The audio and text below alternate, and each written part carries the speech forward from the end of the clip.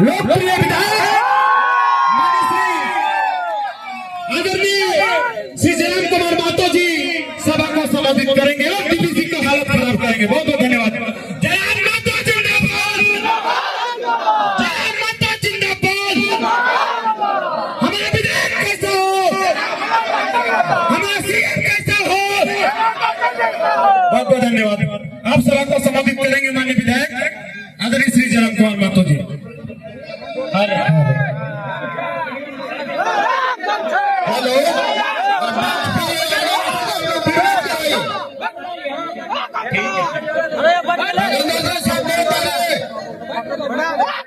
ठीक है, छोड़ सकता लास्ट समय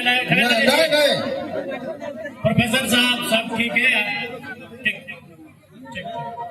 ठीक नहीं है भाई, प्रोफेसर साहब ठीक है, सब ठीक है। जहाँ नहीं होता नहीं सब।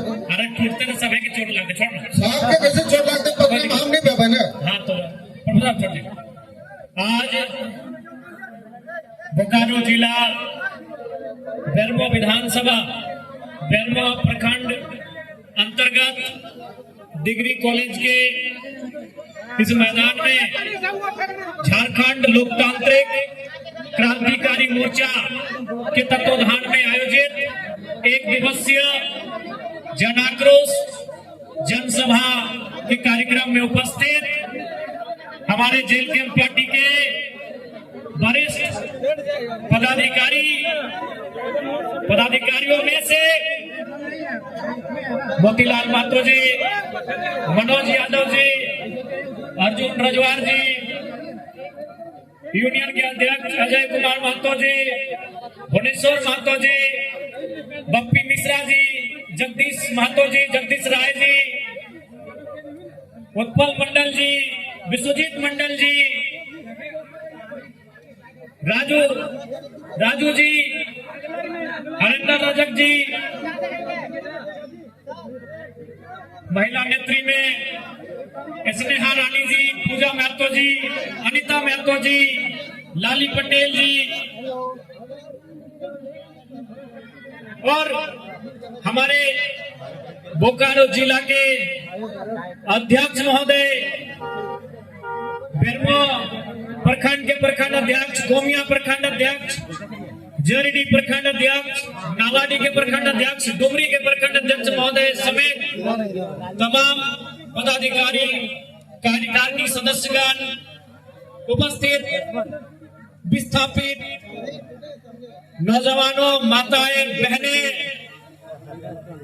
मीडिया, लोकतंत्र के चौथे स्तंभ, सम्मानित मीडिया बंधुओं, स्थानीय थाना के तमाम पुलिस के पदाधिकारी समेत सिपाही भाइयों बहनों और आज के इस कार्यक्रम में दूर दराज तथा आसपास के क्षेत्र से चल के आए हुए तमाम लोगों, सभी को मेरा झारखंडी जोहार, नमस्कार, आदाब। जैसा कि आप सभी जान रहे हैं कि आज का कार्यक्रम, आज का यह जनसभा डीवीसी प्रबंधन के खिलाफ एक जन आक्रोश जनसभा के रूप में आयोजित किया गया है। आज 25 वर्षों का हो चुका है हमारा झारखंड राज्य। झारखंड जिसका अर्थ होता है जंगल की भूमि, एक ऐसा झारखंड राज्य जिस राज्य को बनाने में हमारे पूर्वजों ने कभी ये नहीं सोचा कि हमारे बाद हमारे परिवार का क्या होगा। हमारे आंदोलनकारियों ने, हमारे क्रांतिकारियों ने कभी नहीं सोचा कि हमारे जाने के बाद, हमारे चले जाने के बाद हमारे बच्चों का क्या होगा, हमारे घर के लोगों का क्या होगा। उन्होंने हंसते हुए इस राज्य को बनाने में अपने प्राणों की आहुति दे दी। आज इस राज्य को बनाने में जिस प्रकार हमने शहादत दिया है, जिस प्रकार हमारे लोगों ने अपना लहू बहाया है, यानी इस राज्य को बनाने में हमने अपना जीवन दिया है, इस राज्य को गढ़ने के लिए हमने अपना जमीन दिया है, हमने जीवन दिया, हमने जान दिया, तब जाके झारखंड राज्य बना। लेकिन हमने जब जमीन दिया तब झारखंड गढ़ा गया है, तब झारखंड आगे बढ़ा है।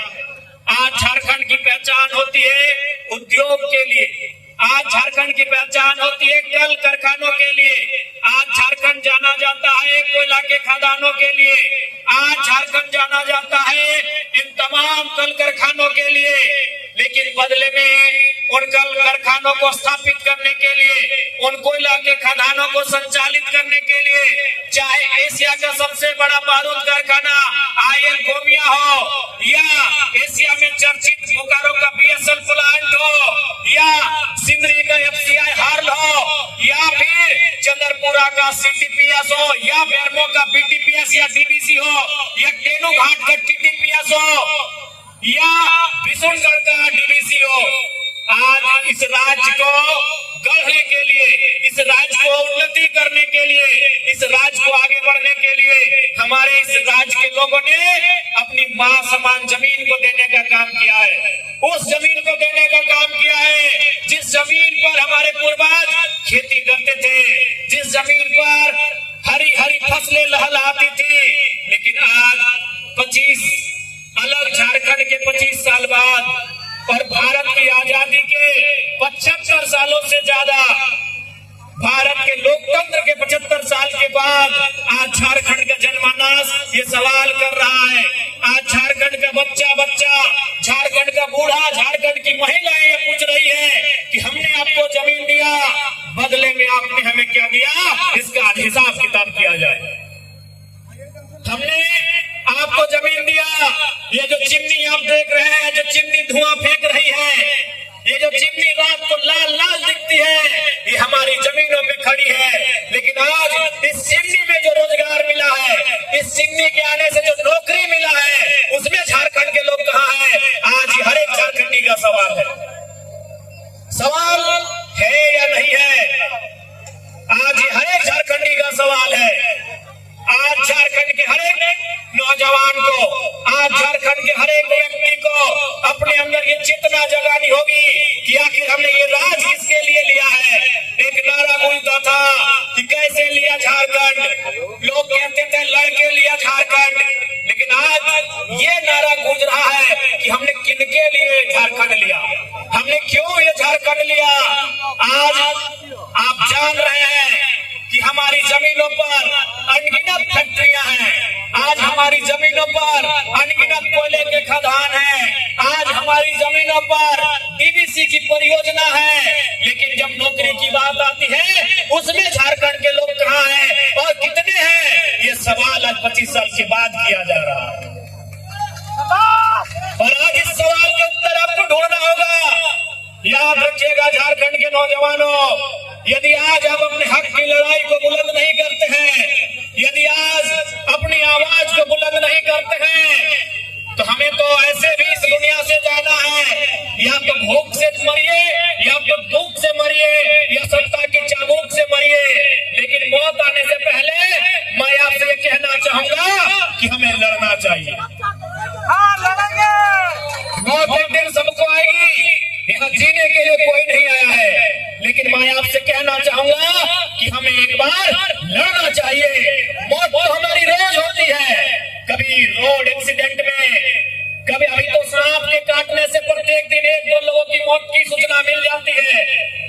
मौत तो हमारी रोज होती है, कभी रोड एक्सीडेंट में, कभी दामोदर नदी में डूब जाने से, कभी बिजली के करंट को छू जाने से, कभी सांप के डंक से, तो कभी विदेशों में, कभी परदेशों में। मौत तो हमारी रोज होती है। इसलिए मैं आपसे आग्रह करूंगा, आप डरने की जरूरत नहीं है। आपको इन कानूनों से, इन डीबीसी प्रबंधन के गुंडों से डरने की जरूरत नहीं है। मौत आपकी हमारी रोज हो रही है। आज हमें इनसे आंख से आंख मिलाकर सामना करने की जरूरत है। ये हिम्मत आपको करनी होगी। आज 5 प्रवासी मजदूर, आप जान रहे हैं, आपको याद है ना, आज झारखंड के 5 प्रवासी मजदूर विदेश में आतंकवादी के कब्जे में है कि नहीं?